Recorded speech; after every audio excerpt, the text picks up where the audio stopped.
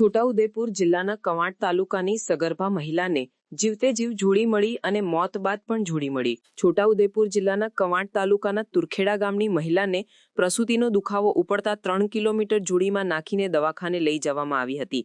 તે મહિલાનું મોત થતાં તેને તુરખેડા ગામે સબવાહિની દ્વારા લાવવામાં આવી, પરંતુ ઘર સુધી સબવાહિની ન પહોંચતા રસ્તામાં મહિલાનો મૃતદેહ ઉતારવામાં આવ્યો। ત્યાં ગ્રામજનો લાકડાની જોડી બનાવી અને કાપડમાં વીંટીને મહિલાને મૃતદેહને 10 થી 15 લોકોએ 3 કિલોમીટર ચાલીને જોડીમાં નાખીને પહોંચાડી। જ્યારે આદિવાસી સમાજમાં તંત્ર સામે આક્રોશ ફેલાયો છે। આ મહિલાને કવાંટ ખાતે સામૂહિક આરોગ્ય કેન્દ્રમાં લઈ જવામાં આવી, ત્યાંથી વધુ સારવાર માટે છોટાઉદેપુર ખાતે મોકલવામાં આવતા છોટાઉદેપુર સિવિલ હોસ્પિટલમાંથી આ મહિલાને વધુ સારવાર માટે વડોદરા ખાતે SSG હોસ્પિટલમાં ખસેડવામાં આવી। ત્યારે સારવાર દરમિયાન આ મહિલાનું મોત થયું। જ્યારે છોટાઉદેપુર જિલ્લાના કવાંટ તાલુકાના તુરખેડા ગામે 7 ફળિયા આવેલા છે। 4000 જેટલી વસ્તી છે। આઝાદીના વર્ષો પછી પણ આ ફળિયાને રસ્તાની સુવિધા મળી નથી। જ્યારે છોટાઉદેપુર જિલ્લામાં આરોગ્યની સેવાઓ નિમ્ન કક્ષાની છે। કવાંટ સામૂહિક આરોગ્ય કેન્દ્ર આવેલું હોવા છતાંય આ મહિલાને છોટાઉદેપુર મોકલવામાં આવી। જ્યારે છોટાઉદેપુર ખાતે સિવિલ હોસ્પિટલ હોવા છતાંય તેને વડોદરા ખાતે સારવાર માટે મોકલવામાં આવી। આ સમય દરમિયાન મહિલાની હાલત કફોડી બનતા મહિલાનું મોત થયું। જ્યારે સ્થાનિક લોકોનો આક્ષેપ છે કે સરકાર અમારા વિસ્તારમાં રસ્તા બનાવતી નથી। આઝાદીના વર્ષો પછી રસ્તાની સુવિધા ન મળતા ગત વર્ષે પણ એક મહિલાનું મોત થયું હતું, જ્યારે ફરી એક મહિલાનું મોત થયું છે। વિકાસની વાતો વચ્ચે પ્રસૂતાને સારવાર મળતી નથી। આવી રીતના મોતને ભેટે છે। ગત વર્ષે પણ કવાંટ તાલુકાના તુરખેડા ગામની એક મહિલાને ગત વર્ષે પ્રસૂતિની સારવાર માટે લઈ જતા હતા। તે વખતે રસ્તામાં પ્રસૂતિ થઈ જતા મહિલાનું મોત થયું હતું અને બાળક બચી ગયું હતું। આ ઘટનાને લઈને હાઈકોર્ટે ગંભીર નોંધ લઈને સુઓ મોટો દાખલ કરતા સરકારે રસ્તો મંજૂર કરવાની અને રસ્તો બનાવી આપવાની મંજૂરી આપતા મામલો થાળે પડ્યો હતો। જિલ્લા પંચાયત માર્ગ મકાન વિભાગ 30 કરોડના ખર્ચે 2 ટેન્ડરો અલગ અલગ મંજૂર કર્યા હતા।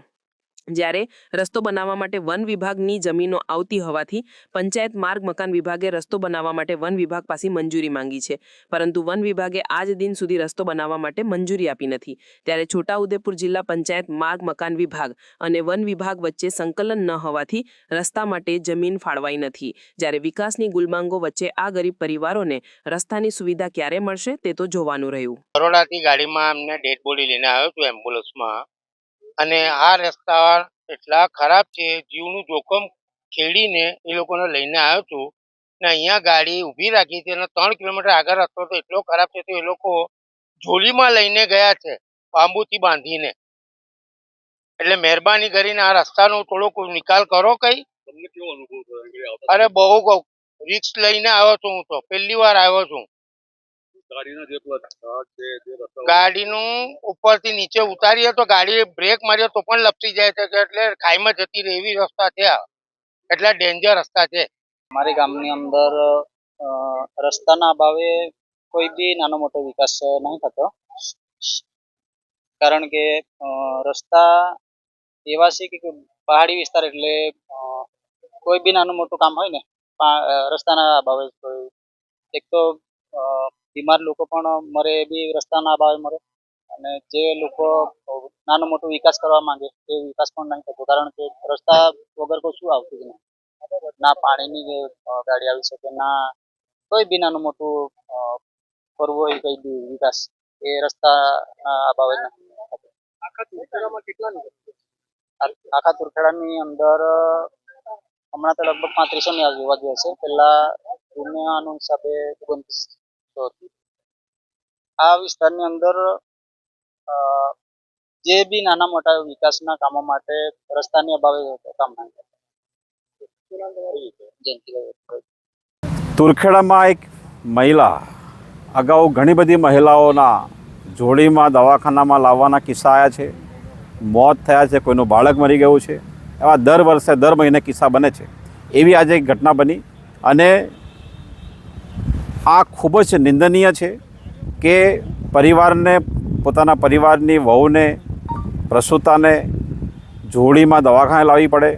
કવાંટમાં એ લાવે ત્યાં એની ડિલિવરી કરાવવાની વ્યવસ્થા ના હોય, એટલે જિલ્લા પ્લેસ ઉપર છોટાઉદેપુરમાં સિવિલ હોસ્પિટલમાં મોકલે, ત્યાં પણ વ્યવસ્થા ના હોય એટલે એ વડોદરા જાય, અને આ આખી પ્રક્રિયામાં ક્યાં એનું મોત થયું ખબર નથી।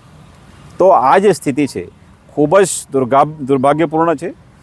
નામદાર હાઈકોર્ટે પણ આને ખૂબ ગંભીરતાથી લીધી છે આવી ઘટનાઓને, અને સો મોટો કરીને સૂચના આપી છે, પણ હજી પણ સરકાર અલ્લા કરે છે કે આ પરમિશન નથી, વન વિભાગ પરમિશન, આ પ્રકારની વાતો કરે છે. એમણે ખરેખર આદિવાસી વિસ્તારમાં વ્યવસ્થા જ નથી કરવી. આ પ્રકારના મોત થાય એ નાગરિકો માટે એમને ચિંતા જ નથી. એ બહુ સ્પષ્ટ થઈ ગયું છે, કારણ કે એક ઘટના હોય તો બરાબર છે, 2 હોય તો બરાબર છે, 3 હોય તો બરાબર છે, પણ આ તો ડઝન બંધ થઈ ગઈ છે.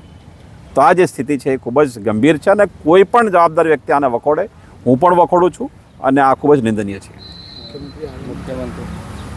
આજ તુરખેડા એની બાજુમાં હાફેશ્વર, ગુજરાતના સંવેદનશીલ સન્માનનીય મુખ્યમંત્રી ભૂપેન્દ્ર પટેલ સાહેબ આવવાના હતા. કોઈ કારણોસર એમને આવવાનું રદ કર્યું. મને માહિતી છે કે એ રદ નથી કર્યું, ડિલે કર્યું છે, લંબાયું છે. તો એ આવે, અને આવી કેટલીક મહિલાઓ જેમણે જોડીમાં નાખીને દવાખાને લઈ ગયા છે, બાળકને જન્મ આપ્યો છે, કોઈ રસ્તામાં જન્મ આપ્યો છે, અને એ નથી મરી ગઈ, કેટલીક જીવે છે, એમને પણ આવીને મળે અને એમની સંવેદના થોડી જાગૃત કરે, એવી અમારી લાગણી છે અને એવી ઈચ્છા પણ છે. ચૂંટાયેલા નેતાઓને શું કહે? ચૂંટાયેલા એના ધારાસભ્ય સાંસદો જે છે એ પણ એમની જે પાર્ટી છે એનું કામ એ છે કે લોકોને મૂળ સવાલથી ભટકાવવા, ક્યાંક ડાન્સ કરાવવો, મેરેથોન કરાવવી, આ કરાવવું, તે કરાવવું. બધાનો હેતુ એક જ છે કે લોકોને મૂળ મુદ્દાથી ભટકાવીને ગુમરાહ કરી દેવા. એ જ કામ તંત્ર કરે છે ને એ જ કામ ધારાસભ્ય સાંસદો કરે છે. ખૂબ જ કમનસીબ છે.